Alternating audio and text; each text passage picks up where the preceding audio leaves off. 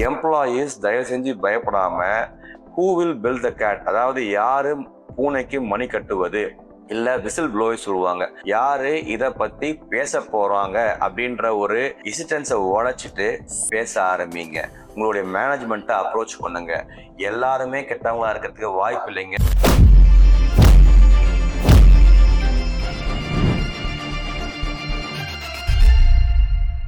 அனைவருக்கும் வணக்கம். நான் உங்கள் தனசேகர். இந்த 10 நாளா பார்த்தீங்கன்னா ஒரு வீடியோ ரொம்ப வைரல் ஆகிட்டு வருது. என்னன்னு கேட்டிங்கன்னா, நாசிக்ன்ற இடத்துல இருக்கிற டிசிஎஸ்ல நடக்கிற ஒரு சில விதமான தப்புகள், அதாவது செக்ஷுவல் ஹராஸ்மெண்ட், லவ் ஜிஹாத், ஆஸ் வெல் அஸ் ரிலீஜியஸ் கன்வர்ஷனுக்கு, ஃபோர்ஸ்ஃபுல் ரிலீஜியஸ் கன்வர்ஷன், இந்த மாதிரி விஷயங்கள் அவ்வளோ பெரிய கார்பரேட்லேயே நடந்துட்டு இருக்கா அப்படின்ற ஒரு மிகப்பெரிய எக்ஸ்பிளமேட்டரி, அதாவது ஆச்சரியக்குரிய போட்டு நிறைய பேர் பேசிக்கிட்டு இருக்காங்க. இதோடைய கம்ப்ளீட் டீட்டெயில்ஸ் இது கீழே கொடுத்துருக்கிற டிஸ்கிரிப்ஷன்லையும் ப்ளஸ் லிங்க்ல நீங்க கிளிக் பண்ணாலுமே நீங்க அதை பத்தி தெரிஞ்சுக்கலாம். ஏன்னா நிறைய பேர் நிறைய வீடியோஸ் போட்டாங்க. நம்ம அதுக்குள்ள போக விரும்பல.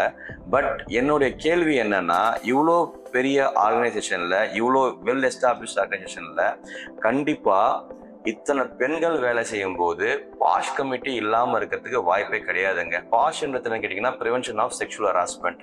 ஒரு கம்பெனிலையுமே குறிப்பிட்ட லேடிஸ் வேலை செய்யறாங்கன்னா அவங்கள பாதுகாக்கும் விதமா இந்த மாதிரி கமிட்டிஸ் இருக்கும். இது எப்படின்னா, ஒரு சில இடத்துல accident prone zone, blind curve அப்படின்னு போடுறாங்கல்ல. ஏன்னா கண்டிப்பா அந்த இடத்துல ஏதாச்சும் ஒரு அசம்பாவிதம் நடந்துடலாம் அப்படின்றதுக்கோசரம் தான் ஃபர்ஸ்டே காஷன் கொடுக்குறாங்க. அதே மாதிரி ஒரு கார்பரேட்லயோ ஒரு கம்பெனிலயோ அதிகபட்சமான பெண்கள் வேலை செய்யும் போது அங்கேயும் தவறுகள் ஏற்படுவதற்கு வாய்ப்புகள் உண்டு அப்படின்றத காட்டும் விதமாகவும் அதை தவிர்க்கும் விதமாகவும் தான் இந்த பாஷ் கமிட்டிஸ் கண்டிப்பா ஃபார்ம் பண்றாங்க. ஒரு பக்கம் இந்த பாஷ் கமிட்டி, ரெண்டாவது பக்கம் கிரீவன்ஸ் தனியா இருக்கும். அதாவது சில பேருக்கு அவங்களுடைய பேரை சொல்ல விரும்ப மாட்டாங்க, அனானிமஸ், அதாவது பெயர் இல்லாம அவங்களுடைய குறைகளை சொல்லக்கூடிய கம்ப்ளைண்ட் பாக்ஸ் ஆகவோ இல்லைன்னா ஏதாச்சும் ஒரு இடத்துல அவங்களுடைய குறைகளை பதிவு செய்யும் வசதியோ கண்டிப்பா இந்த மாதிரி கம்பெனி செஞ்சு கொடுக்கணும். இது ரெண்டுமே இல்ல. மூணாவது HR பிளேம் பண்றாங்க. HR நிதா கான் அப்படின்ற ஒரு பெண்மணி தான் இதை ரொம்ப கேஷுவலா எடுத்துக்கோங்க, இதுக்கெல்லாம் வழிவகுத்துதான் சொல்றாங்க. பட் அன்பார்ச்சுனேட்லி ஃபோர்ஸ்ஃபுல் ரிலீஜியஸ் கன்வர்ஷனுக்கு கண்டிப்பா ஸ்டெப் பை ஸ்டெப் ப்ராசஸ் தாங்க போயிருக்கும். இந்த இடத்துல ஏன் எம்ப்ளாயீஸ் பயப்படுறாங்கன்னு புரியவே மாட்டேங்குது. இந்த மாதிரியான காலகட்டத்துல அதிகமான வேலை வாய்ப்புகளும் இருக்குது.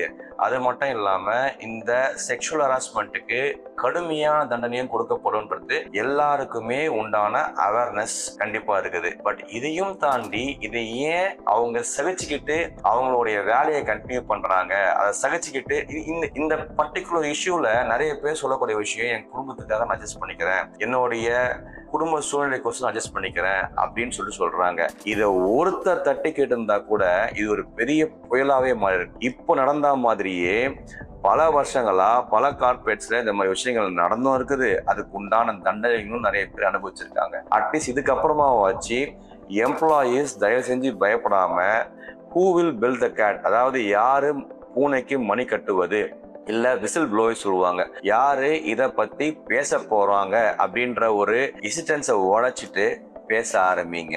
உங்களுடைய மேனேஜ்மெண்ட்டை அப்ரோச் பண்ணுங்க. எல்லாருமே கெட்டவங்களா இருக்கிறதுக்கு வாய்ப்பு இல்லைங்க. கண்டிப்பா உங்களுக்கான உதவியும் கிடைக்கும். அதுக்கு உண்டான வழி முறைகளையும் வகுத்திருப்பாங்க அந்த கம்பெனில. தயவு செஞ்சு இண்டக்ஷன்லயும் சோஷியலைசேஷன்லயும் இந்த மாதிரியான பாயிண்ட்ஸ்களை பத்தி கேளுங்க. தப்பே கிடையாது. எங்க தப்பு நடக்குதோ அங்க தட்டி கேளுங்க. கண்டிப்பா உங்களுக்கான நல்லது நடக்கும். நன்றி, வணக்கம்.